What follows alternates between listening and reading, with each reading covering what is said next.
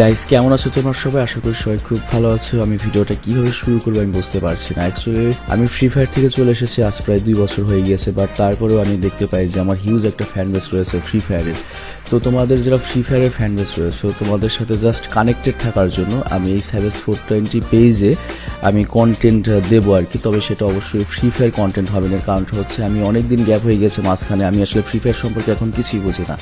এত নতুন নতুন ক্যারেক্টার এসেছে, মানে এমন গান স্কিন বা অমুক তমুক, আমি এগুলো কিছুই বুঝি না। আর তাছাড়া আমি যখন ফ্রি ফায়ারে ছিলাম তখন কিন্তু ফ্রি ফায়ার অনেক বেশি জমজমাট ছিল, মানে ফ্রি ফায়ারের সর্বোচ্চ সেরা টাইম ছিল।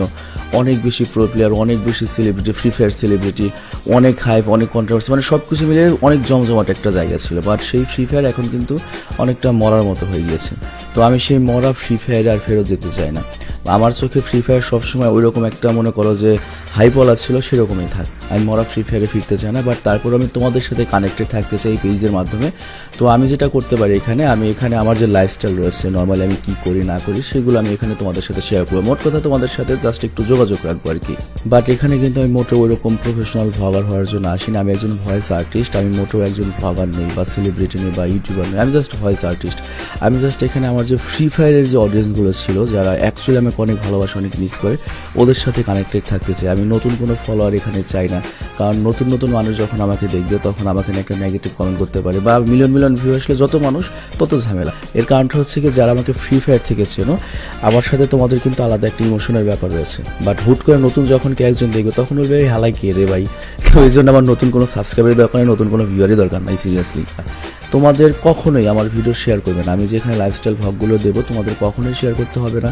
এমনকি তোমরা যারা ফ্রি ফায়ারের বাইরে রয়েছো, ফ্রি ফায়ার বা আবার এনিমি ফ্যান যারা রয়েছে, তারা এখানে থাকতে পারো। তার বাইরে আমাদের নতুন কোনো ফ্যান দরকারই নাই। আমি জাস্ট এখানে তোমাদের সাথে কানেক্টেড থাকবো, টুকটাক তোমাদেরকে গিভওয়ে করলাম, মানে আগে যেরকম ফ্রি ফায়ারে করতাম। সব মোট কথা আর কি, যে সবসময় তোমাদের সাথে সংযোগ রাখা, যে আলামিন ভাই এখনও আছে, সাইবেস 420 এখনও আছে। তো এখন থেকে আমি চেষ্টা করবো প্রতি সপ্তাহে অন্তত একটা ভিডিও তোমাদেরকে দেওয়ার জন্য, বা মাঝে মাঝে অন্তত লাইভে আসবো জাস্ট তোমাদের সাথে আড্ডা দেওয়ার জন্য, কানেক্টেড থাকার জন্য। আর এখানে আরেকটা সমস্যা হচ্ছে, আমি কিন্তু চাইলে তোমাদের রেগুলারলি ভ্লগ উপহার দিতে পারি, কিন্তু সমস্যাটা হচ্ছে কি ভাই, আমার তো সময়ই নেই। আমি ভয়েস আর্টিস্ট, আমার অন্যান্য অনেকগুলো চ্যানেল দেখেছো তোমরা, অনেক কাজ থাকে আমার। তো আমার পক্ষে আসলে সময়ই নাই যে আমি কোথাও বেড়াতে যাবো। আমি বেড়াতেই যাই না কোথাও, আমি সবসময় ঘরেই থাকি। দিন রাত 24 ঘন্টা বাড়ির মধ্যে থাকি।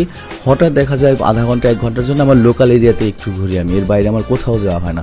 আমার নানুর বাড়ি গিয়েও আমি 1 ঘন্টার বেশি থাকা হয় না, এরকম একটা অবস্থা। তবে তারপরেও আমি কিভাবে আমার জীবনযাপন করছি, আমার ডেইলি রুটিন কি, আমার ফ্যামিলির সাথে আমি কিভাবে থাকি বা এলাকায় কিভাবে থাকি, মানে এটাও মানে নর্মাল এইসব জিনিসও আমি তোমাদের সাথে শেয়ার করবো। মোট কথা কানেক্টেড থাকবো আর কি। তো যাই হোক, আমার প্রায়শই ইন্ডিয়া যাওয়া পড়ে। তো এবার আমি কয়েকদিন আগে ইন্ডিয়াতে গিয়েছিলাম। তো ইন্ডিয়াতে গিয়ে কি করেছি সেগুলো আমি তোমাদের সাথে জাস্ট শেয়ার করি। চলো খুবই সংক্ষেপে। এটা কি স্টাইল ছিল?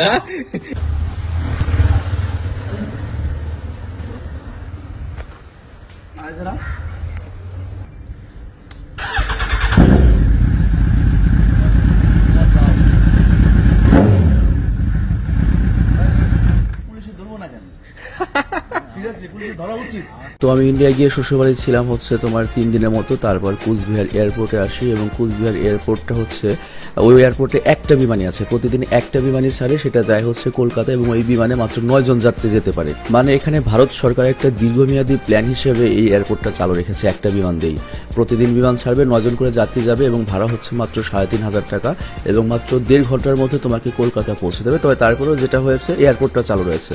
তবে এয়ারপোর্টের যে পরিমাণ খরচ, যে পরিমাণ কর্মচারী, যে পরিমাণ লোকজন রয়েছে, বা বিমানের যে ফুয়েল খরচ, পাইলট খরচ, এটা আসলে মনে করো লস প্রজেক্ট সরকারের। বাট তারপরেও তারা করে কি, দীর্ঘমেয়াদী একটা প্ল্যান হিসেবে, মানে মানুষদের অভ্যস্ত করা বা অ্যাডভার্টাইজিং হিসেবে হয়তো এই সার্ভিসটা চালু রেখেছে। তবে এই এয়ারপোর্টে একটা মজার ঘটনা ঘটেছে। তোমরা জানো যে মাত্র 9 জন যাত্রী, তার মধ্যে একমাত্র আমি হচ্ছি বাংলাদেশি। ওরা তো আমার আইডি পাসপোর্ট দেখে তারপরে তোমাকে চেক ইন করেছে।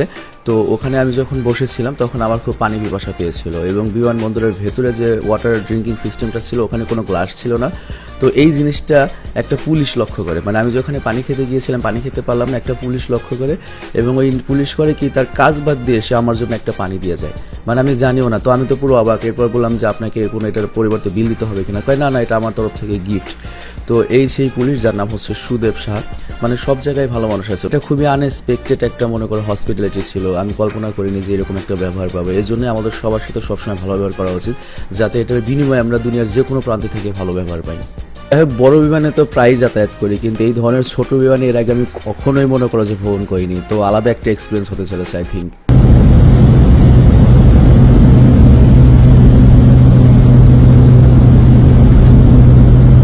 ভাই সিঙ্গেল ইঞ্জিনের ছোট্ট বিমান, বাট নয়েজ, মারাত্মক নয়েজ ছিল। আর এখানে কোনো ধরনের মানে একটা ইঞ্জিন গেলে যার একটা ইঞ্জিন নিতে চলবে এরকম কোনো সিস্টেম নাই। ডাইরেক্ট জিন্দা ভোগামা যদি কোনো সমস্যা হয় মাঝ আকাশে।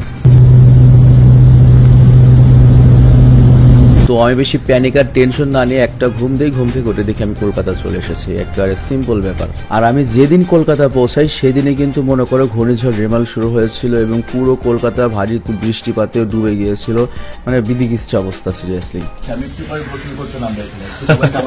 একদম। তো এই পানিতে নামবো?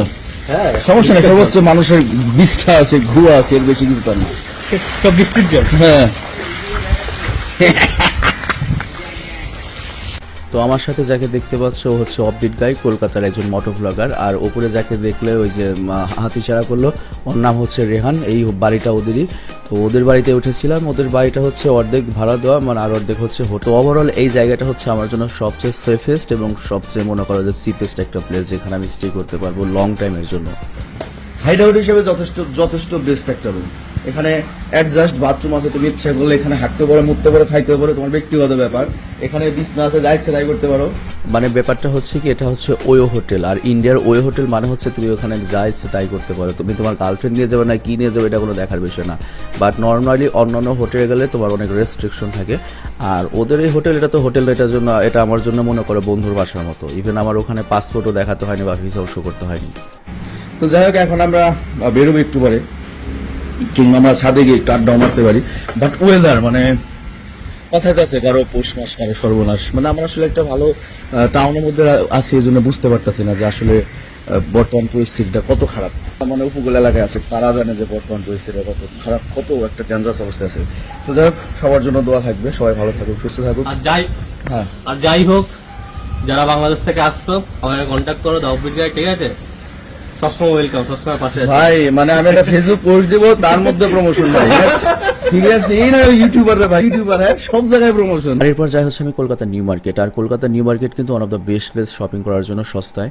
তো ওখান থেকে আমি একটা স্নিকার্স কিনেছি, যেটা দাম নিয়েছে মাত্র 1900 টাকা। আর কয়েকটা ছাপড়ি শার্ট কিনেছি ঢিলে ঢালা।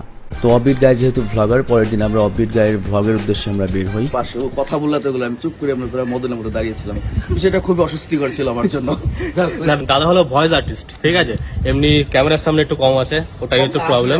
হ্যাঁ, আসেই না, ক্যামেরার সামনে আসেই না। তো ওর যে সুপার বাইকটা আছে Z900 কাওয়াসাকি, সেই বাইকটা উনি এসেছিল আমাকে নিয়ে রাইড করার জন্য। বাট ওখানে আবার একটা খুব বাজে এক্সপিরিয়েন্স। মানে সুপার বাইক চালাতে ভালো লাগবে, বাট তোমার পেছনে বসলে খুব বাজে এক্সপিরিয়েন্স হবে। এর কারণটা হচ্ছে প্রথমত সুপার বাইক টু লাউড। আর ওটা হচ্ছে তোমার ওই যে কি যেন সাইলেন্সার মনে হয় খোলা রয়েছে, প্রচন্ড পরিমাণ লাউড, সবাই তাকিয়ে থাকে, খুব আনইজি লাগে। আর দ্বিতীয় ব্যাপারটা হচ্ছে ও যখন মনে করো যে টান দেয় 0 to 100 এত ফাস্ট উঠে ভাই, পেছনে বসে থাকা যায় না। মানে নর্মালি আমরা R15 0 to 100 10 সেকেন্ডে আস্তে আস্তে উঠে পিছনে মোটামুটি বসে থাকা যায়, বাট এটা এত দ্রুত ওঠে, পিছনে বসে থাকা অনেক টাফ। তার উপর সিটটা হচ্ছে একেবারে কমফোর্টেবল না। মানে সুপার বাইকের পেছনের যে সিটগুলো, ওগুলো পেছনে বসে থাকার জন্য মানে পিলিয়ন বান্ধব নয় আর কি। তো খুব ওর্স্ট এক্সপিরিয়েন্স। ইভেন এই বাইক এত লাউড, এর জন্য একটা লোক তো বাইক থামিয়ে চাবিও নিয়ে নিয়েছিল ভাই রাস্তার মধ্যে। সে কি সিন পার্ট, এটা কিন্তু পুলিশ নয়, নর্মাল একটা পার্সন, কি পার্ট মাইরি। লাইসেন্স আছে কেন? হ্যাঁ, লাইসেন্স আছে আমার কাছে। আস্তে আস্তে দাদা বলছে যে আমি সুপার বাইকে যাবো না, আমি সুপার বাইকে যাবো না, আমি যাবো হচ্ছে ক্যাবে যাবো ভাই। আমি মাপ চাই ভাই। প্রথমত আমি বলি দেখো ভাই, প্রথমত দেখো ভাই, এই সিটটা দেখো, পিলিয়ন সিটটা ভাই। সুপার বাইকে পিলিয়ন সিট ভাই কমফোর্টেবল না ভাই। এটা যখন 0 to 100 মারে, ও যখন পিকআপ মারে, অটো পিকআপ বা টোটাল মারে, তখন ভাই পিছনে বসে থাকা যায় না। যদি আমি মেয়ে হইতাম এমনি চিপকে বয়ে থাকতে পারতাম, একটা ব্যাপার আছে ভাই, কিন্তু নর্মালি এটা এখানে ভাই অ্যাডজাস্ট করা যায় না। তোরা সবাই গিয়েছিল হচ্ছে ইয়ামাহার শোরুমে, ওখানে ওদের একটা প্রোগ্রাম রয়েছে, আমি ওর সাথে গিয়েছিলাম। আর ওখানে গিয়ে আমার R3 এর সাথে দেখা হয়ে যায়। আর ইয়ামাহা R3 ভাই লুকিংও যেরকম আর বসেও সেই লেভেলের কমফোর্ট। তো আমাদের সাথে আরেকটা ছেলে গিয়েছিল ডুকাটে পানেগালে V4 নিয়ে, ওটা প্রায় 40 লাখ টাকার একটা বাইক, ডুকাটে পানেগালে V4S। আর আমার বিশ্বাস আমাদের দেশে যদি সুপার বাইকের প্রচলন থাকতো, অন্তত সেকেন্ড হ্যান্ড একটা সুপার বাইক হলো আমার থাকতো আর কি, কারণ আমার বাইকের প্রতি প্রচুর একটা আগ্রহ রয়েছে একেবারে ছোটবেলা থেকে। আর এখানে আরেকটা বিষয় না বললেই নয়, আমি বিশেষ করে অন্যের বাইক, সেটা যদি অনেক দামি সুপার বাইক হয়, আমি কোনোভাবেই সেটা না ধরার চেষ্টা করি। এর কারণটা হচ্ছে, ধরো আমাকে সে সৌজন্যবশত বাইকটা সাধলো চালানোর জন্য, কিন্তু আমি কেন নেব? চিন্তা করো তার মনে কিরকম একটা খুঁতখুঁতি থাকবে, হায় হায় বাইকটা দিলাম এরপর কি হবে। তো এই জন্য আমি সাধারণত সুপার বাইক কখনোই ধরি না। যেমন এর আগেও দেখেছো ওই নিনজা S2 কিন্তু আমি চালাইনি। তবে ওই ইয়ামাহার শোরুম থেকে ব্যাক করার সময় অফবিট গাই সুমন আমাকে একরকম জোর করে বসে যে ভাই আজকে তুমি আবার বাইক চালাবে, বাইক যা মনে হয় তাই হোক, তোমার কোনো টেনশন নাই, তুমি বাইকটা চালাও। আমি 155 সিসি চাই, 900 সিসির বাইক চালাতে হবে। আরে চাপ নেই, আমি একটা 55 সিসি থেকেই এখানে এসেছি, 155 সিসি থেকেই আমি 900 চালাই।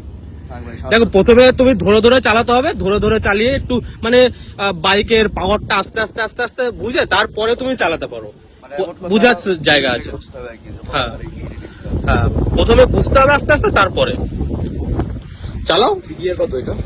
Gear 5 gear, gear 6 gear.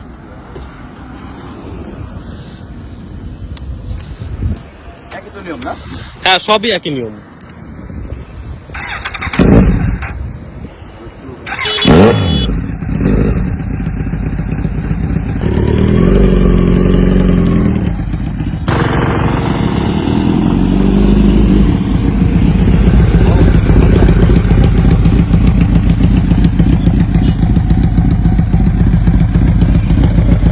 যেটা বুঝলাম সেটা হচ্ছে কি বুঝলে? 155 সিসি থেকে হট করে যদি কেউ মানে সুপার বাইকে আসে, মানে এটার ওজনটা তো অনেক বেশি, ওজন অনেক বেশি। তারপর ব্রেকিং এর ডিফারেন্স আছে, পিক আপের মানে ইনস্ট্যান্ট যে টোটালটা কতখানি করতে হবে, অনেক কিছু ম্যাটার আছে। বাট যারা বাইক চালাতে পারে তাদের কাছে এটা কোনো ব্যাপার না। জাস্ট যে কোনো বাইক প্রথমে একটু আনকমফোর্টেবল লাগবে, পরে ঠিক হয়ে যাবে। সবকিছু হলে প্র্যাকটিসের উপরে। প্র্যাকটিসের মানে, আর সবচেয়ে বড় কথা, এটা যদি আমার নিজের বাইক হতো তাহলে এখন আমি বুম করে টানি দিয়ে আসতে পারতাম। এটা সবচেয়ে বড় কথা। যেমন তুমি অন্য বাইক যদি বাইক চালানো শিখতে পারবে না, বাট যখন হ্যাঁ, এটা ঠিক। নিজের জিনিস হয়ে যাবে। যেমন আমি প্রাইভেট কার চালানো শিখছি কিভাবে, ইউটিউবের ভিডিও দেখে। আমি কখনো প্রাইভেট কারে চালাই, আমার কোনো অবস্থা নেই। তো যখন একটা জিনিস তোমার নিজের হয় তখন অটোমেটিক্যালি তোমার সাহসটা বেশি থাকে এবং তোমার শেখাটার প্রসেসটা তাড়াতাড়ি হয়, এটাই। আর আমি ক্যামেরার সামনে খুবই আনকমফোর্টেবল বোধ করি, মানে আমি তো আর ব্লগার নই বা ইউটিউবার নই, তো কি বলবো আর। তো যাই হোক, ওই দিন এর বেশি আর ঘোরাঘুরি আমরা করতে পারিনি, কারণ রাতে এসে আমাকে ভয়েস দিতে হবে আমার random video channel service 420 random অ্যানিমেশনের জন্য। তো এর জন্য ওদিনকে আমরা ব্যাক করে চলে আসি, কিন্তু এর পরের দিন আমরা আবার ঘুরতে বেরিয়েছিলাম। তো এর পরের দিন আমি কি করেছি সেটা তোমরা দেখতে হবে এর পরের ভিডিও। আর একটা সত্য কথা বলতে কি, অন্য অন্য ভ্লগারদের মতো আমার লাইফ তত রঙিন নয়। আমি একজন ভয়েস আর্টিস্ট, সারাদিন ঘরের মধ্যে থেকে ভয়েস দিই। তো আমার লাইফে এরকম শেয়ার করার মতো কিছুই নেই, তবে তারপরেও যা আছে, আমি যা করছি কন্টিনিউয়াসলি সেটাই তোমাদের সাথে শেয়ার করবো। তো আমি আজকের মতো বিদায় নেই, তোমরা ভালো থেকো, সুস্থ থেকো, আল্লাহ হাফেজ। স্টাইল মেরে আসো। এটা কি স্টাইল ছিল? এটা আমাদের আরেকটা দাদা হ্যাঁ। আমাদের স্টাইল সেন্স অনেকটা সেম।